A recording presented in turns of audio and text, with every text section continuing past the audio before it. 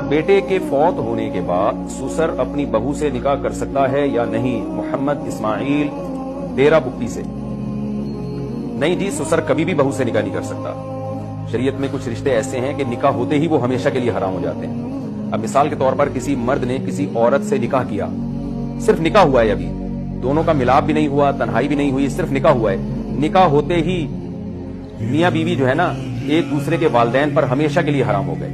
اب یہ عورت اپنے شوہر کے والد سے کبھی بھی نکاح نہیں کر سکتی، چاہے طلاق ہو جائے ان کے درمیان، اور رخصتی سے پہلے ہی کیوں نہ طلاق ہو جائے۔ اور یہ جو داماد ہے، یہ اپنی ساس سے قیامت تک نکاح نہیں کر سکتا، کبھی بھی نکاح نہیں کر سکتا۔ تو یہ تو ساس اور سسر کا رشتہ ہو گیا، اور ان کا تو یہ حکم ہے۔ لیکن اگر کسی خاتون سے آپ نے نکاح کیا اور اس کے پہلے شوہر سے کوئی بیٹی ہے، تو وہ بیٹی اس وقت تک حرام نہیں ہوتی جب تک آپ اس خاتون کے ساتھ ہم بستری نہیں کر لیتے، یا اس سے کوئی فزیکل ریلیشن نہیں ہو جاتا۔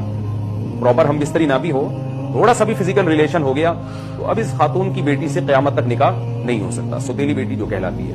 ہاں، کسی عورت سے نکاح ہوا تھا، فزیکل ریلیشن نہیں ہوا آپ کا، تو اور نکاح سے فزیکل ریلیشن سے پہلے ہی ڈیورس دے دی اس کو، تو پھر اس کی بیٹی سے نکاح ہو سکتا ہے۔ تو یہ مسئلہ ہے۔ اچھا، یہاں ایک اور مسئلہ بھی ہے، یہ بھی خوب اچھی طرح سمجھ لیں۔ یہ جو سسرالی رشتے ہوتے ہیں نا، جیسے یہ نکاح سے حرام ہوتے ہیں، ایسے ہی یہ فزیکل ریلیشن سے بھی حرام ہو جاتے ہیں۔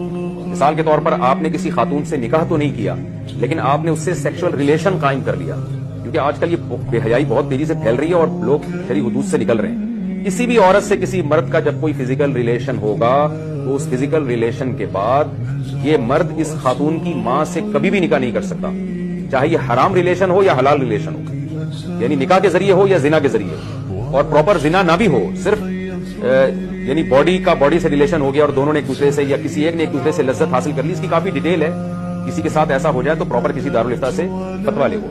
تو کہیں بھی مرد اور عورت کا ایسا ریلیشن ہوتا ہے تو یہ دونوں آپس میں نکاح تو کر سکتے ہیں، لیکن یہ دونوں ایک دوسرے کی اولاد اور ایک دوسرے کے ماں باپ، ان سے نکاح نہیں کر سکتے، یعنی ایک دوسرے کے اصول اور فروع۔